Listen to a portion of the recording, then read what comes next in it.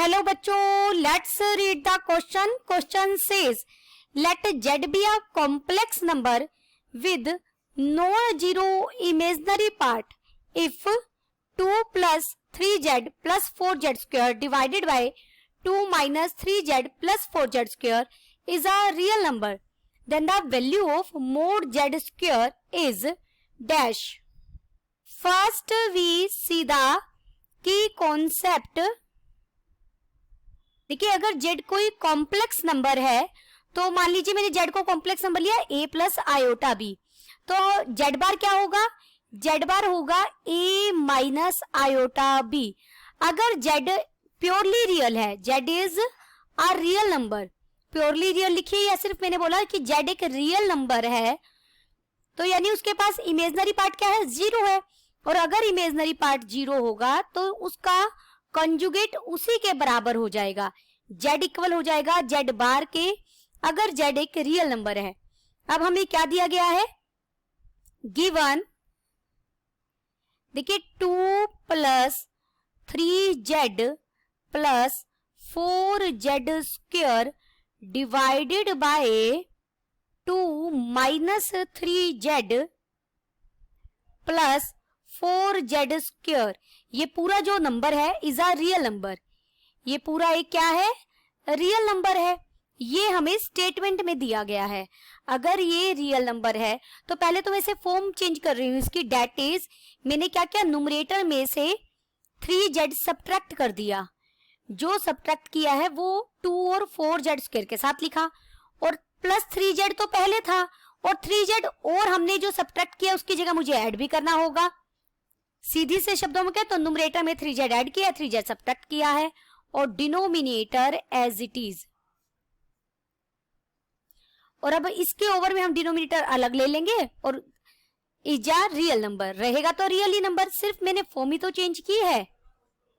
अब आप दो टर्म जो मैंने ब्रैकेट में लिए उसके ओवर में डिनोमिनेटर अलग लेंगे, तो ये 1 बन जाएगा plus 6z by 2 minus 3z plus 4z square is a real number. तब भी रहेगा ये एक रियल नंबर ही. अब क्या करेंगे हम? जो ये तो 1 है, 1 प्लस 6, मैंने क्या किया? डिनोमिनेटर से z कॉमन ले लिया, डिनोमिनेटर से z कॉमन लिया और न्यूमरेटर के साथ कट कर दिया, और डिनोमिनेटर से जब आपने z कॉमन लिया तो ये यही बच जाएगा. देखिए, जब आपने z कॉमन ले लिया तो ये भी क्या है? Is a real number. सिर्फ हम क्या कर रहे हैं? गिवन नंबर की थोड़ी सी फॉर्म चेंज कर रहे हैं, सिंपल कर रहे हैं, उसे सिंपलेस्ट फॉर्म में ला रहे हैं.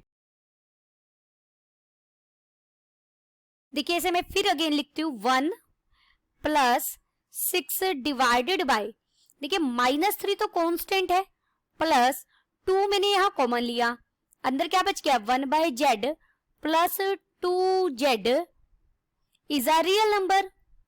ये हमारा क्या है? एक रियल नंबर है.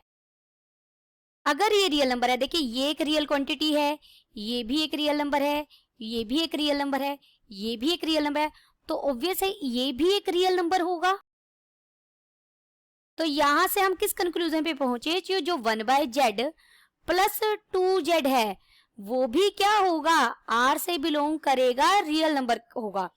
क्योंकि अगर ये कॉम्प्लेक्स नंबर हुआ तो पूरे नंबर को क्या बना देगा? कॉम्प्लेक्स बना देगा. तो डेफिनेटली इसे भी क्या होना पड़ेगा? रियल होना पड़ेगा.